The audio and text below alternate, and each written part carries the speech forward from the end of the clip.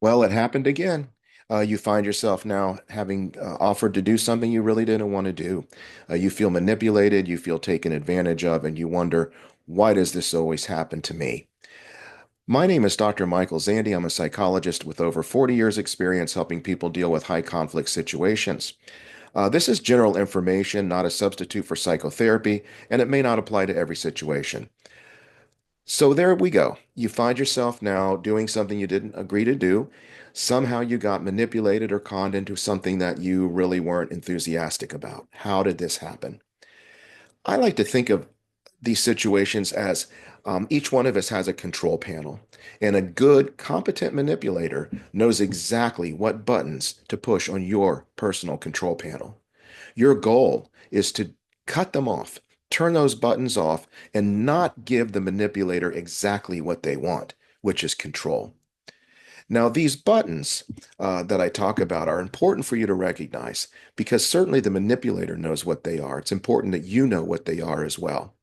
Most of these buttons come down to one of two intrinsic questions that we have about ourselves. We either question our competence or we question our lovability. One of those two things. You're not the person I married, right? That's a lovability question. Probably I married somebody I love, but you're not that anymore. Um, you don't seem to be able to catch on very quickly, do you? These are more obvious things, questioning people's competence.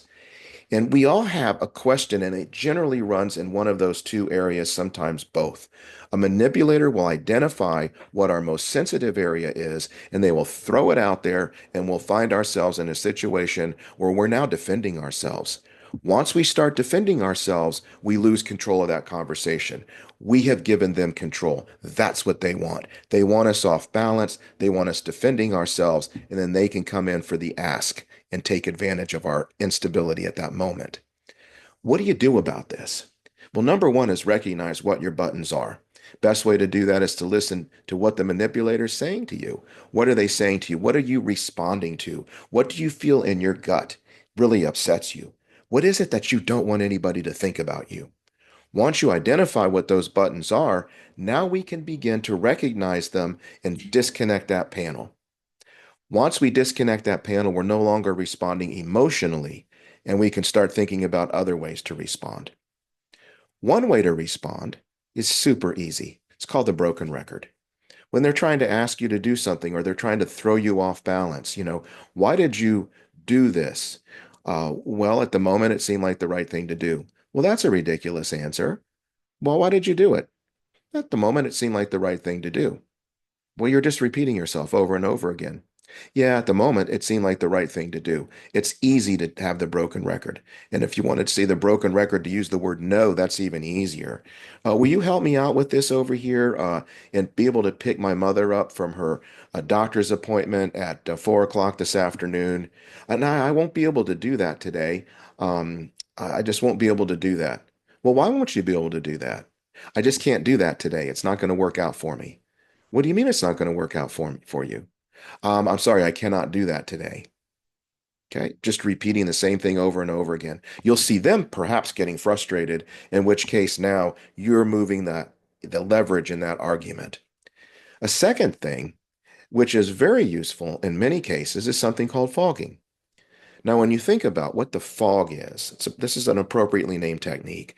The fog is something that is there, right? It's just confronts you and it doesn't yield or it yields constantly. So you can swat at it, you can move it, you can try to get it out of your face, but it stays right there, but it yields completely.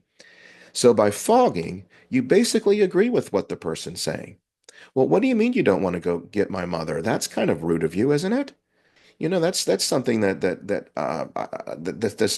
not very nice. Yeah, I guess it isn't kind of nice, and but I just won't be able to get your mother today.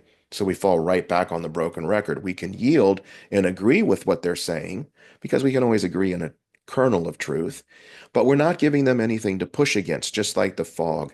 It stays right where they're at, right? Well, you're just kind of being lazy. Yeah, I guess I am kind of being lazy. Now, isn't that giving into them and letting them win?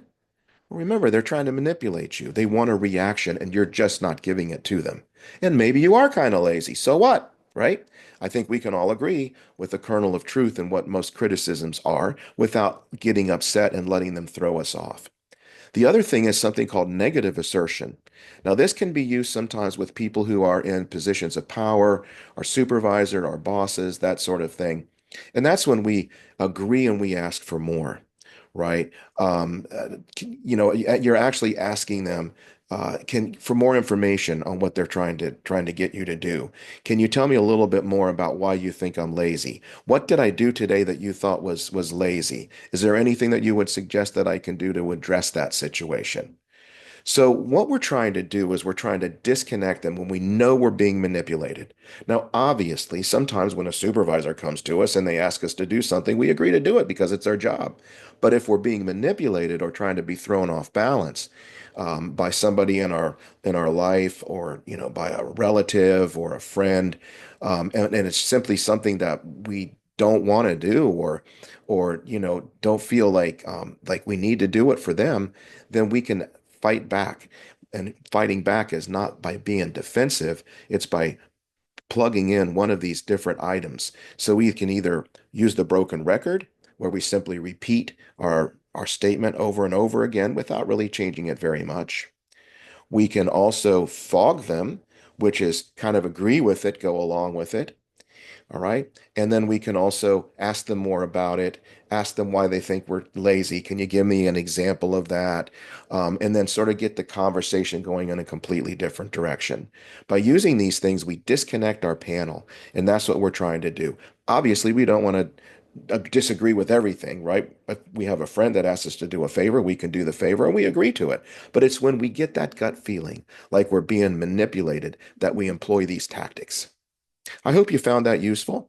If you would like for more information on how to handle narcissists, emotional bullies, manipulators, and so forth, I have a book that I've written called When They Won't Change. And that book can be found on Amazon. It can also be found in the link on the description in the video, uh, drzandy.com, and it's called When They Won't Change. Thank you so much for your time today, and I hope that you'll come back to the channel later on. Thank you.